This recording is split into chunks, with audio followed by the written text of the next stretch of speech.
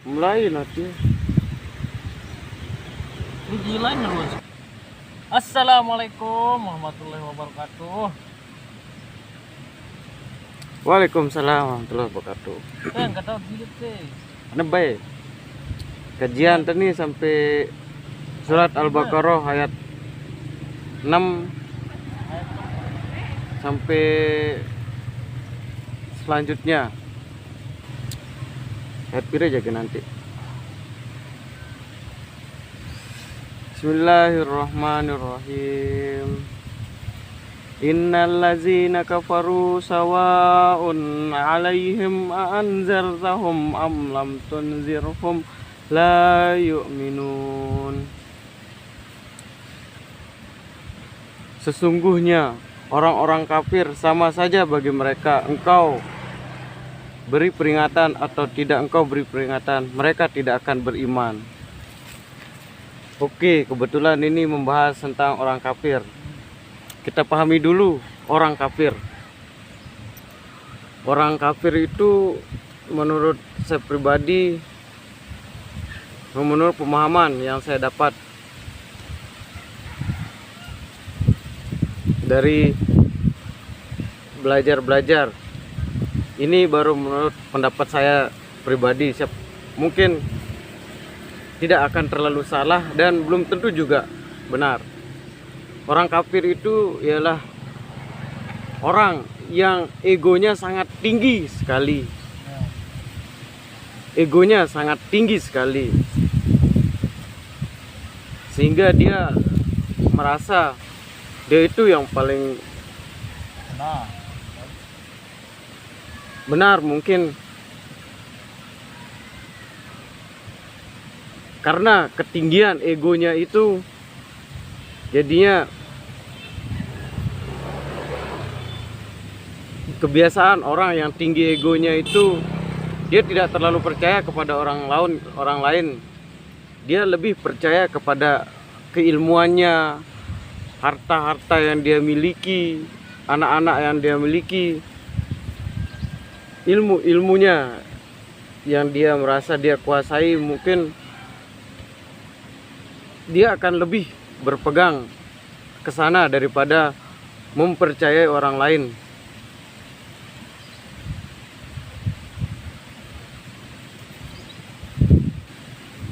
Karena tingginya ego seseorang itu, maka tanpa dia sadari, dia selalu merasa dirinya yang paling benar, yang paling berkuasa, yang paling pintar. Sehingga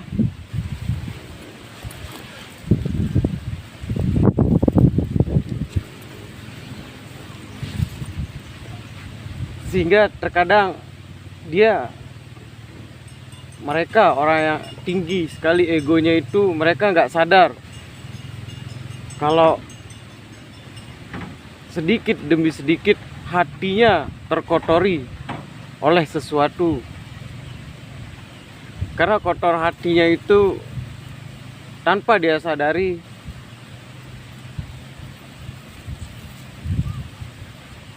itulah yang membuat dirinya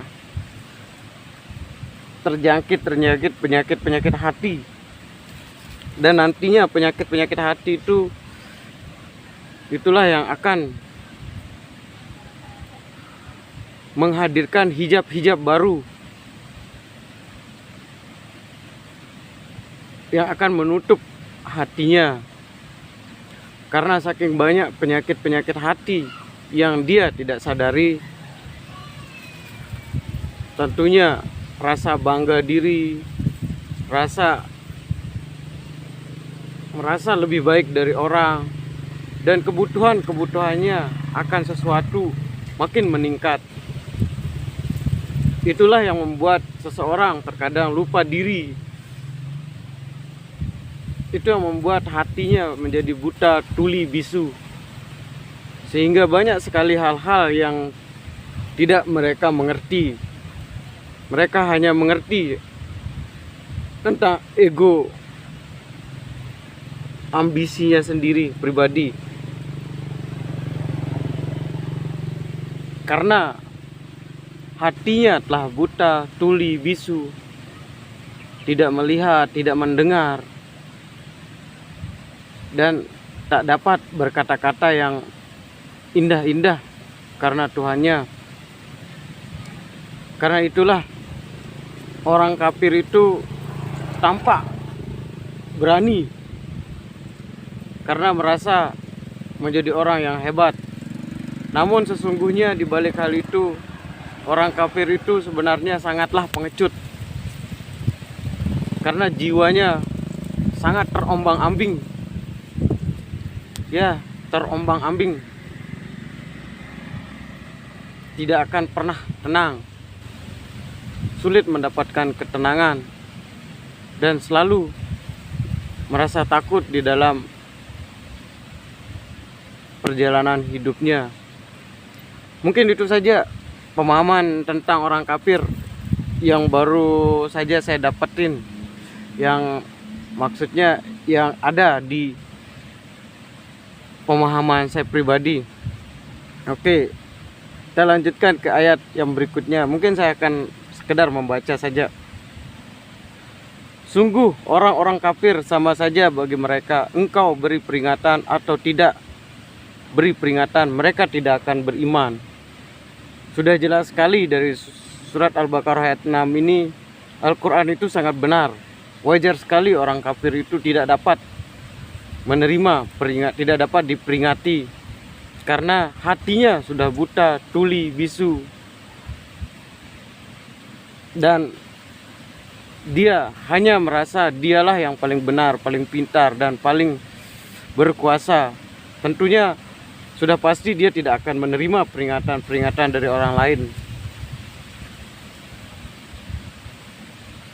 Seandainya saya termasuk orang kafir, semoga Allah membuka hati saya agar saya tidak tersesat. Amin. Ayat 7. Allah telah mengunci hati dan pendengaran mereka, penglihatan mereka telah tertutup, dan mereka akan mendapat azab yang berat. Di sini saja Allah telah bercerita, memberitahu kita bahwa Allah telah mengunci hati dan pendengaran mereka.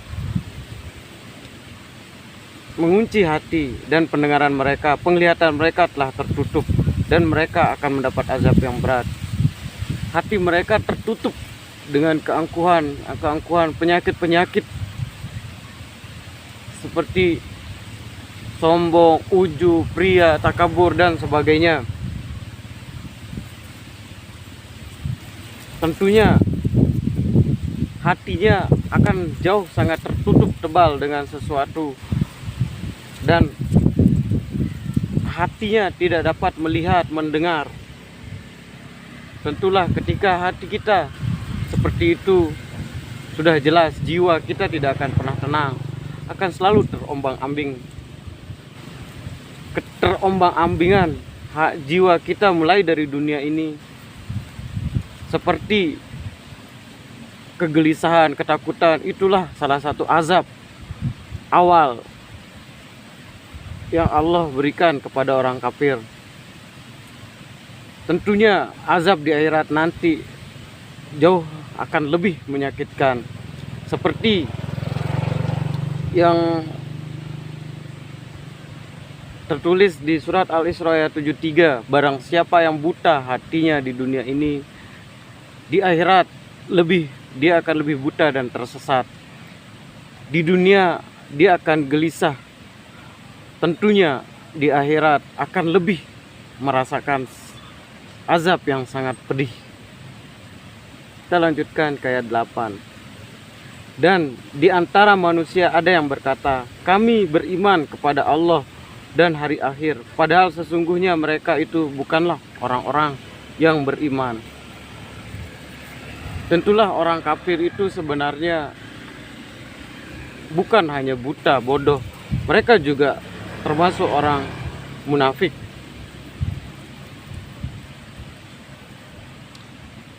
Ayat 9, mereka menipu Allah dan orang-orang yang beriman, padahal mereka hanya menipu diri sendiri tanpa mereka sadari.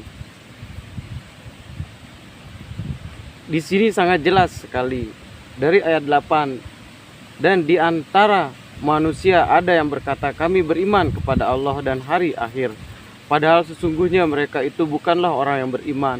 Mereka menipu Allah dan orang-orang yang beriman, padahal mereka hanyalah menipu dirinya sendiri tanpa mereka sadari.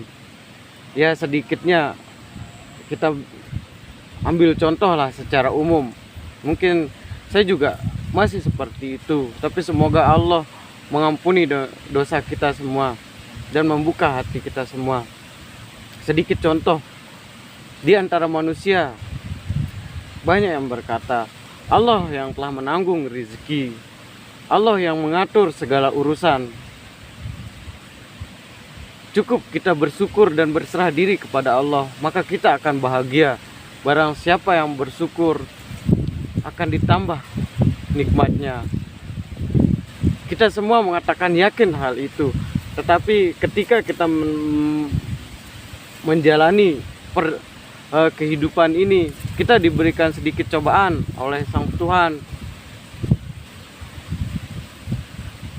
Kita sangat banyak sekali mengeluh ketika kekurangan rezeki dalam materi, keilmuan. Kita selalu menyalahkan Sang Tuhan, selalu kita mengeluh. Seandainya bukan karena ini, bukan karena itu, bukan karena saya, semuanya tidak mungkin bisa terjadi. Kalimat-kalimat bukan karena aku, mereka, engkau, itu salah satu tanda kebohongan kita.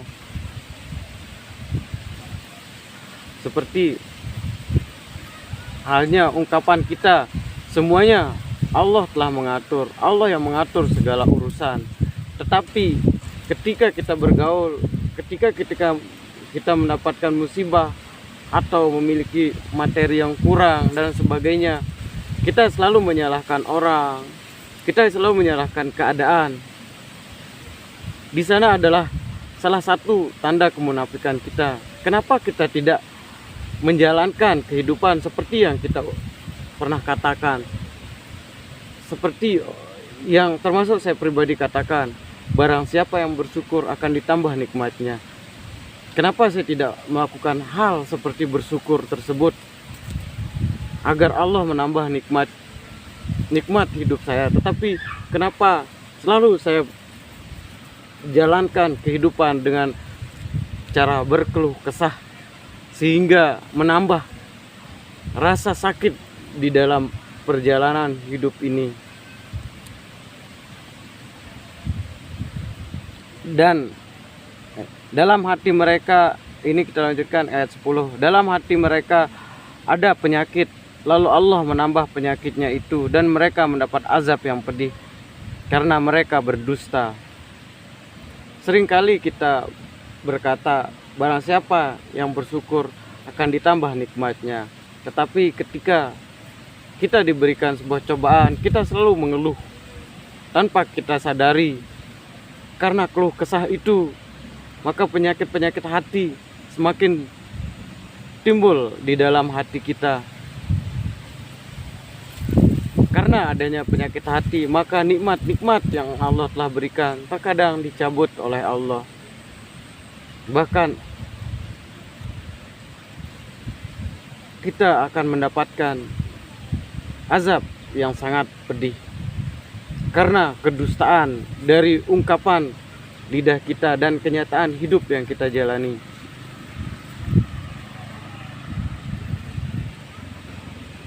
Mungkin hanya itu saja kajian sedikit yang kita sambung dari kemarin, dari ayat 6 sampai ayat 10. Seandainya ada kesalahan, saya mohon maaf. Tentunya jika ada yang baik-baik dan benar, tentulah semua itu berasal dari Allah. Maha benar Allah dengan segala firman-Nya. Jika ada kesalahan, saya pribadi mohon maaf atas kesalahan tersebut. Terima kasih. Assalamualaikum warahmatullahi wabarakatuh. Sama